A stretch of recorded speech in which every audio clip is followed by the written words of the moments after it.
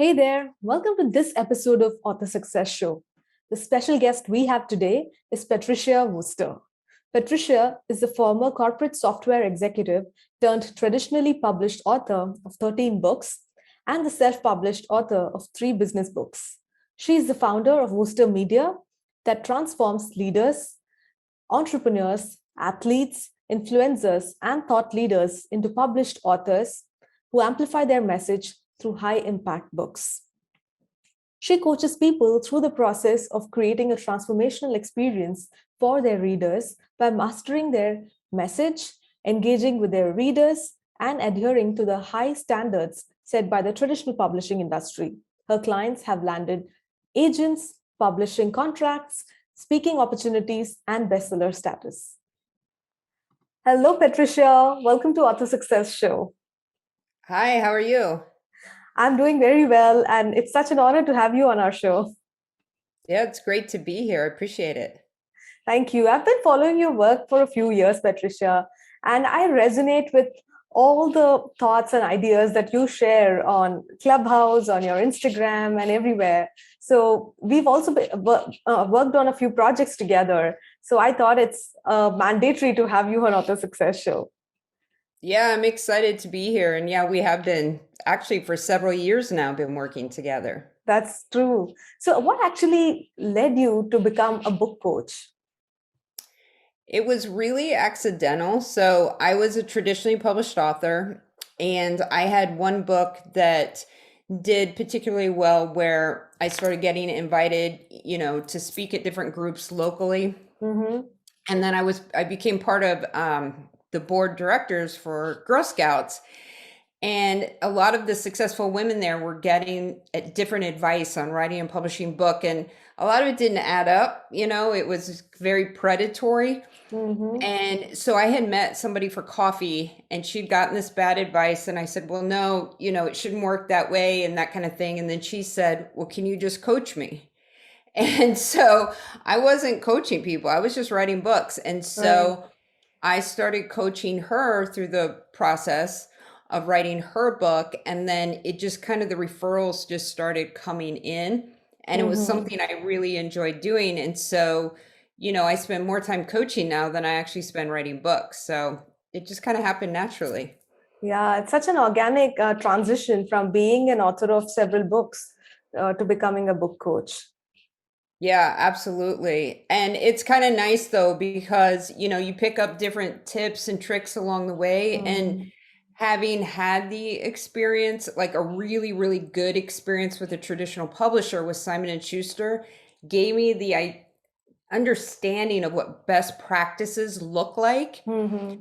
And that way, I've been in the trenches just like the authors. I've had to struggle through the different processes. And so being able to have that experience first was so helpful. Yeah. And then, learning more and more about self-publishing along the way and just picking up new tools for writing, publishing, launching, marketing, all the Mm. things.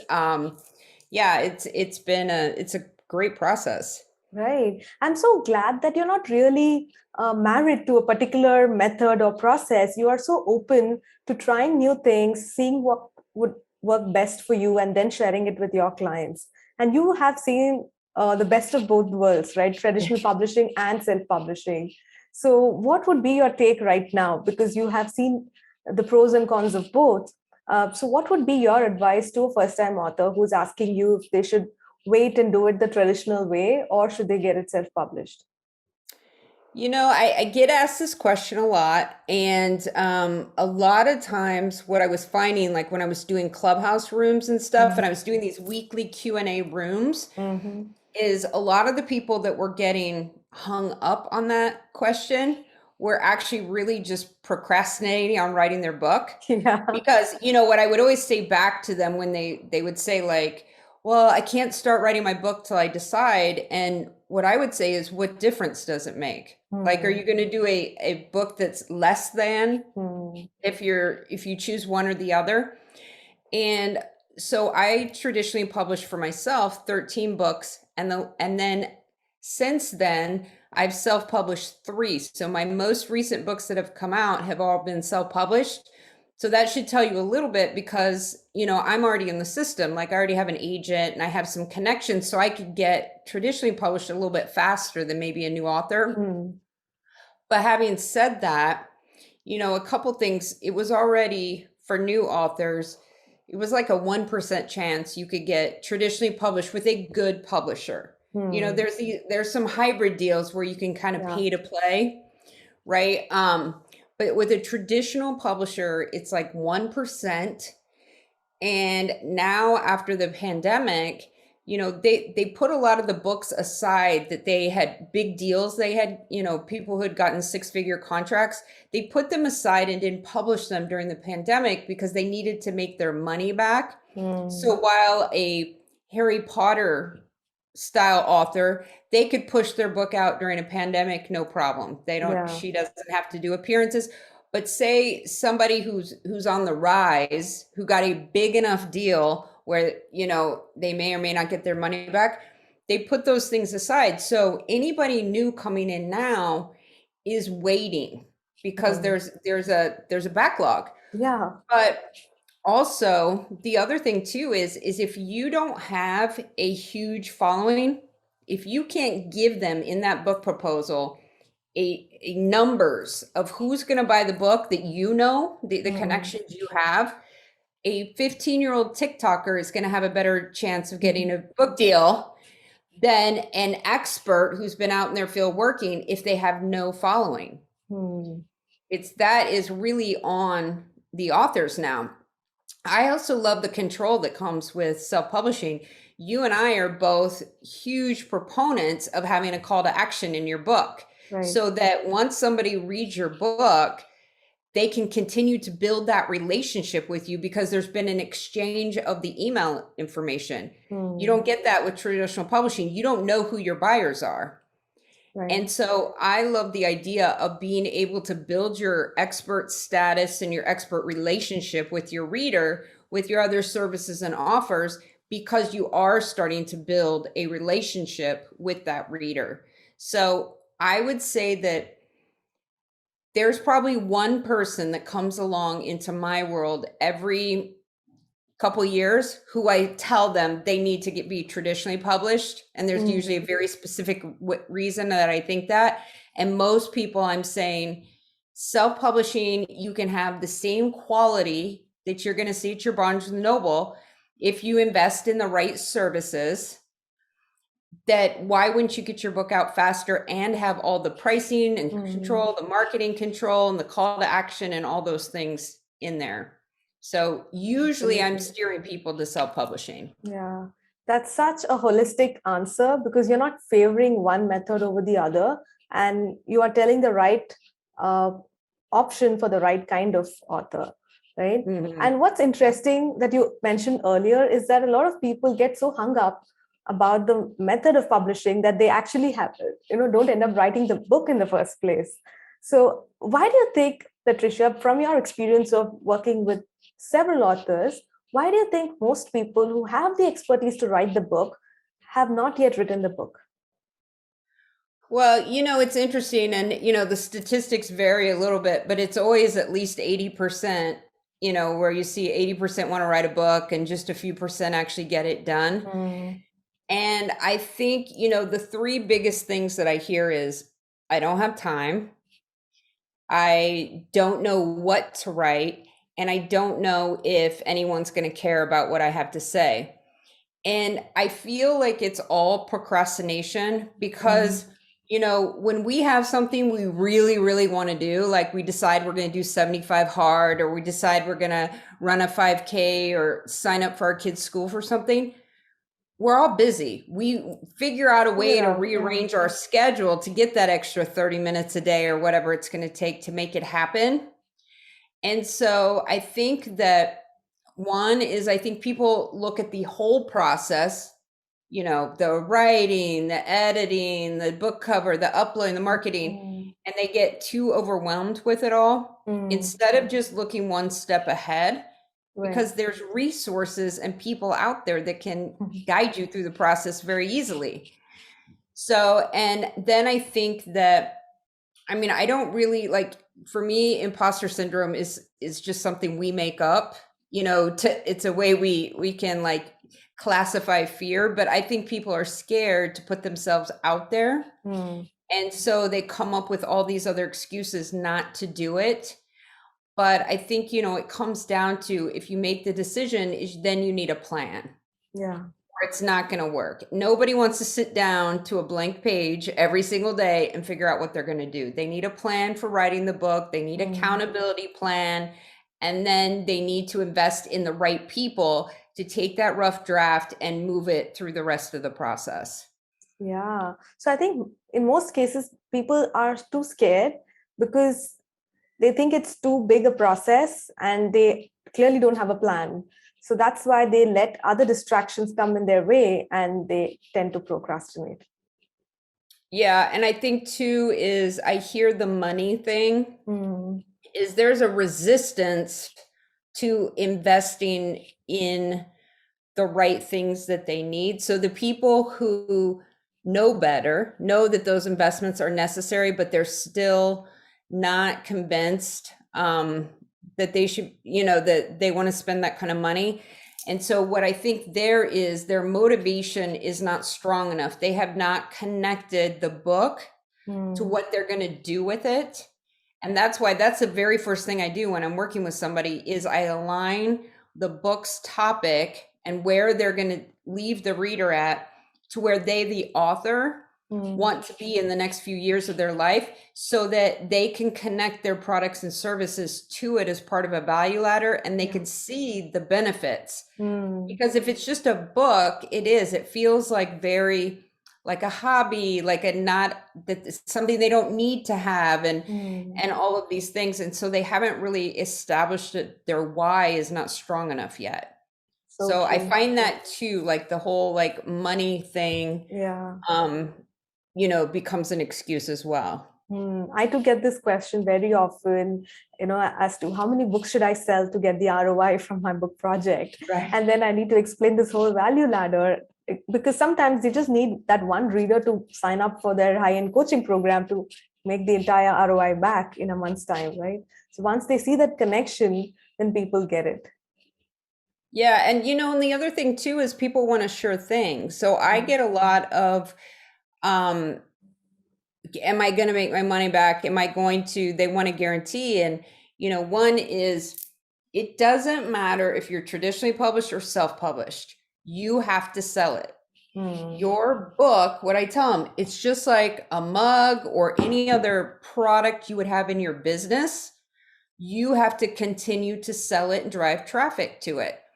You couldn't develop any other product or business or a service and not tell people about it and be able to sell it. It would be impossible. And so uploading to Amazon is not a sales and marketing strategy.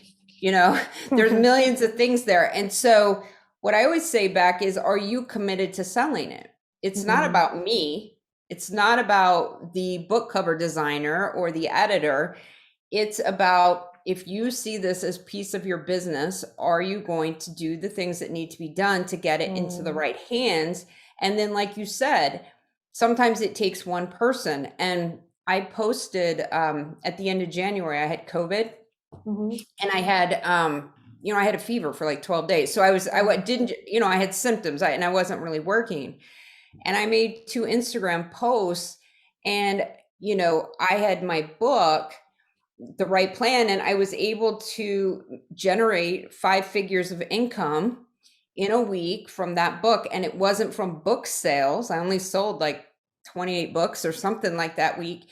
It was from the value ladder attached to it. So the book was the what and the why of why you would do what was in my book. And then I had a digital course that was here's how you do it. And so that just shows you, like, in a week, I made all my money back and more because I had built that like, know, and trust with the book. And so they wanted to take that next step in the journey with me. Yeah, that's so smart. And when you are not able to actively work and you see passive income coming through what you've already set up, that makes you feel like, wow, you've actually done it the right way. So how does your value ladder look like, Patricia, for the Right Plan book? You have the book that tells people why they're supposed to write the book and all of that. And then what is the free bonus that you have inside the book, which takes them to the course?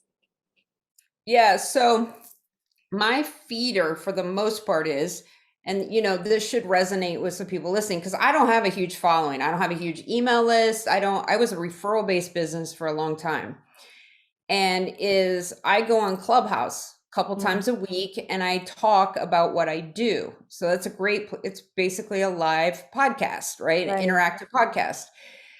So those people automatically feed into my Instagram account. And now you can post links actually. So you can actually sell your book or something from that room. So that's where the traffic comes from. Then when they buy my book, the call to action, the freebie they get is a workbook that goes along with the content in my book. So we don't want to necessarily in our freebie put a bunch of new information. It should help reinforce or help them get a quick win from what's in your book. So they download the free workbook and then they're on my email list. So they get a few nurture emails and encouragement and those kind of things. And then I have a small digital course that has like like a order bump and, and things they can buy, but the whole package together is less than $200. And then from there, I have a huge signature course that has group coaching, and it's a digital course that takes people from writing, publishing, marketing, launching, the whole thing with their book. And then from there would be if they wanted to do one-on-one coaching, which I'm doing less of now because I'm really trying to feed people into the group coaching environment. But that entire ladder is attached to the book, and I was doing a challenge last week on Facebook, and the last day I walked people through how to create a value ladder from their book. And I said, you can have parallel value ladders. So this is all from that book. But then I may have another value ladder attached to something else. I have another book, another product or whatever. And you don't have to have everything at once. The easiest thing for somebody to do is to write a book with a call to action and have one-on-one coaching, because you don't have to create anything for one-on-one coaching, and then start filling in the pieces in between as you have time. Yeah. I'm really glad that you mentioned this, Patricia, because a lot of coaches, whether they are book coaches or health coaches, they start with one-on-one coaching, and then they get burnt out because now their calendar is full and suddenly they have to go on holiday or they fall sick. Then there is this panic happening that, money is not flowing in. But then you have taken the time and effort to create multiple products in your value ladder, so that you're not dependent on just your one-on-one coaching clients. So at what point did you consciously decide that I shouldn't just do one-on-one coaching? Well, so during the pandemic, I created that smaller course. And that was actually before my book even came out. But that was, if you'll know, like a self-liquidating offer. So basically, I put it up on Facebook and ran ads to it. And I knew that at the very least, the sales would pay for my ad spend so I could build my email list, because I knew I had this book coming out. But what happened is if you I'm really big into frameworks, because I do coaching and I help. I don't want anyone to ever have writer's block. So we map out the entire book.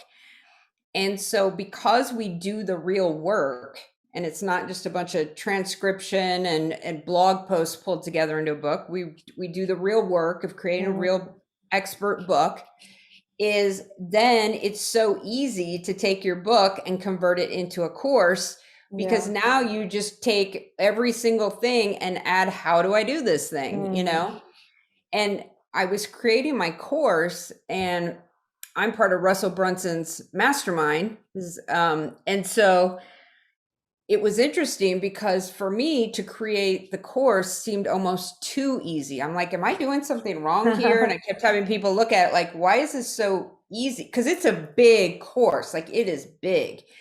And no, it's because I did all the work with my book that it was so easy. And I've been doing this with other clients now. Like, we're able to convert their book into a course so quickly because the hard work's already been done. They've already figured out the journey. Yeah. And so that's become huge. And at first, now I also think when you create a big course, like what I did is I created it in a way that somebody can do it without me. It does not require group coaching at all. Somebody could take it on their own. But then you can what's great about a course is you can then layer on group coaching if you want, either to make more money, work more closely with people, whatever that is. And I do think, when you're an expert in your field and you want to continue your expertise in that field, you do need some interaction. It doesn't have to be all the time. So you can just kind of keep up to date on what people really want, where they're getting stuck, and those kind of things. And then you can use those as buying signals when you're creating sales funnels, sales pages, copywriting, your social media, all that stuff. So, but I think once you have that value ladder, there's so many different ways that you can use it in your sales and marketing. Absolutely. So currently, Patricia, what are the kind of clients you enjoy working with? Like, what types of authors? Yeah, so I get narrower and narrower constantly. So right now where I'm really focused is entrepreneurs. And I do end up with several like athletes, but they're usually athletes who either are transitioning or already have transitioned out of athletics. So they're transitioning into entrepreneurship and they want to be able to figure out what their next step is. And then if it's corporate people, they're usually people who want to take what they've learned in a corporate environment and eventually maybe do more public speaking or consulting. So they're almost entrepreneurial too. Yeah. So that's really who I'm working with right now. And that's really the group that I really enjoy because there is that value ladder. And I think there's a lot of more of the motivation built in already because they're coming to do it as an extension of their business. Right. So you mentioned that you are slowly getting narrower with the type of clients you want to work with, right? So how does that process look like? Like initially, I'm sure you would be happy to work with any author, but then how did you realize that an athlete transitioning from their athletics career is probably somebody interesting that you want to work with? How did you pick and choose these kind of specific types of authors?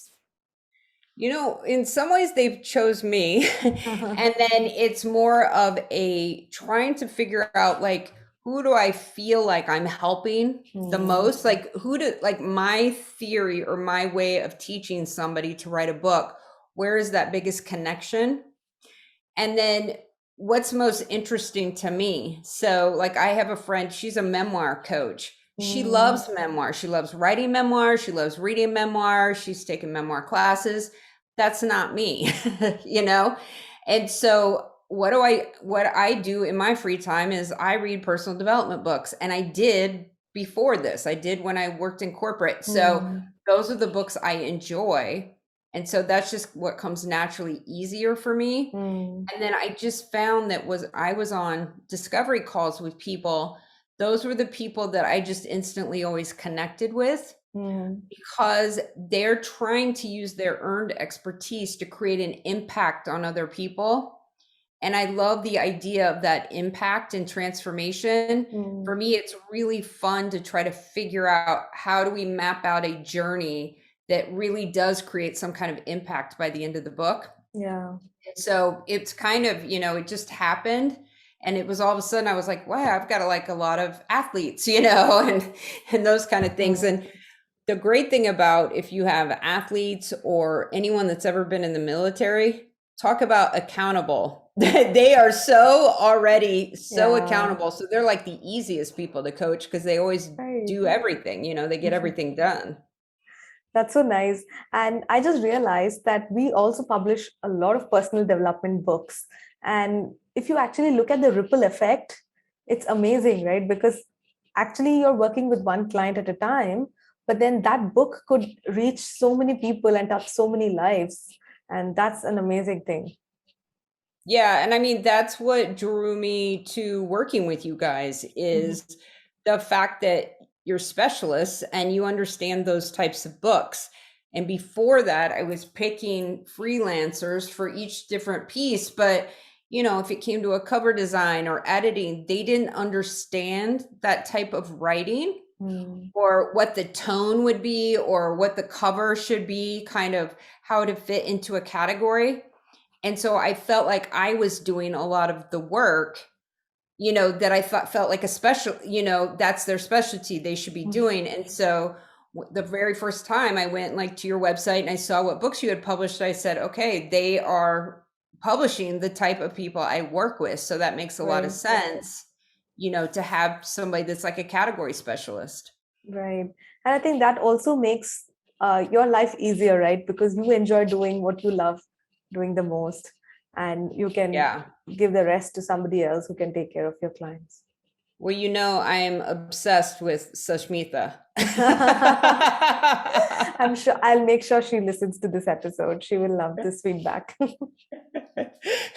Having a project manager and somebody that you can just pass it over to that like I Yeah, feel like we'll get it done. yeah, and she treats my clients as seriously as I do. And so, Mm. that's such a peace of mind of knowing that she cares about it as much as I do, is I never have to worry, it's always taken care of. Right. Thank you. And also, Patricia, for one of your clients, when I was actually looking at her book's outline, which you helped her create, I was amazed seeing the level of detail. We were actually helping her with a little bit of writing part, but she had come to you and you had created this wonderful framework. And that gave me a sneak peek into your methodology. And I would love to, learn a little more about that. So, did you create this signature system for your coaching right at the beginning, or did that evolve? And how does that currently look like? Yeah, so how recent was it? I think 6 months ago. Oh, yeah. So one of the things that is most popular, and I don't even advertise it at all, it just comes up every once in a while, but were these strategy and structure sessions where I would get on the phone with somebody. And it's the same first session somebody would have with me if they hire me for coaching. And we would map out their whole book. For me is I like to take books that I love that have been like traditionally published usually and from really popular thought leaders and break down their framework to see why they work. Mm. Why do I remember their information more than other people's? What makes me keep turning the page versus saying it's getting heavy, I'll pick it up tomorrow. And so I created some kind of like basic templates, and it never produces a book. I mean, you would never know that it's a template because it's very loose, but it's almost if you took a hero's journey Right. and mapped it out by chapters where they should be hitting, And so that's where I kind of started, was by creating this framework. And then I have a process that I take people through when they start working with me. And like I said, is we go way backwards. And I explain this in my book, in that we first start with the author and where they want to be. Because one thing I was finding is that people would start with me and they would come to this blueprinting session basically, and they'd say they would think they knew exactly what book they wanted to write and publish. And we'd start working and I was like, wait, why are you writing a book that keeps you in the job you already have that you don't want? It keeps that same audience, because they might be in corporate or something and they're writing a book about leadership and they say, oh, I can't, in a couple of years, I want to be a consultant. I want to be helping small businesses. And I'm like, that's a very different audience. Yeah. Let this book build the audience for your new business. Same expertise, but maybe different stories or case studies or things that you're sharing. And so we start back there, and then we get very granular on who the reader is. And we do that same exercise of where does our reader want to be in the next couple of years? So if they get this quick win in our book, where do they want to end up? Because if we know that, then we can share stories with them that inspire and empower them that they can do it too. Because if you remember, we're their guide. They're the hero. We're not the hero. We're their guide. And so we want to guide them through just like a coach would. And so once we understand that, we really have a good idea of what is the number one result that our book needs to deliver. And we mind map to that result, and then we put everything in order. But there's certain things you have to do when somebody starts reading your book is you first have to really irritate the problem. You need to kind of like almost in that first chapter is make them almost feel worse, because when you do that, they know that you understand their challenge or problem. And they also are more committed to taking the journey, but they also feel confident you can help them solve it because you so clearly understand what it is. And so my goal, because everyone I work with is busy, and when I first started coaching, everyone had full-time jobs and they were executives. And so the number one complaint was writing time. And then, I sit down to write and I don't know what to write. So we really map it out so that what they put into their book is plug and play. So if they're not feeling that creative, but it's really easy for them to tell stories, and they know that every chapter starts with a story, they can jump to chapter 8 if they want to plug in a story. They don't have to necessarily write chronologically. And that makes it so they never have that writer's block. They always know what they're going to do next. And that's why I had to develop a system, because my authors aren't hobbyists. They aren't, this isn't their legacy project or whatever. They're full-time, very busy workers, and they need to maximize their time. So it's a bit different. Yeah, I really love the structured way of approaching this whole writing process and the level of planning that you make your authors do before they actually start writing the book. So who do you think will be the people who should have a book coach for sure? Because people sometimes do not realize that they need a book coach. So what are some of the indicators that somebody actually needs a book coach?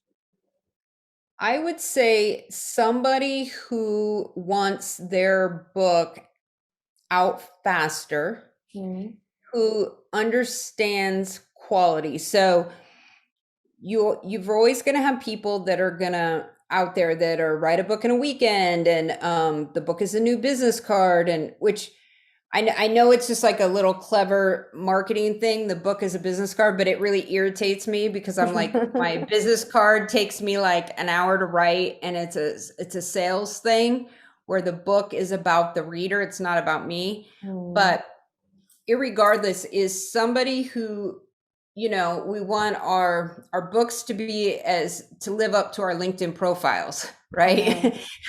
We spend all this time making sure that our work history looks great, and we have our education, our awards, and whatever on there.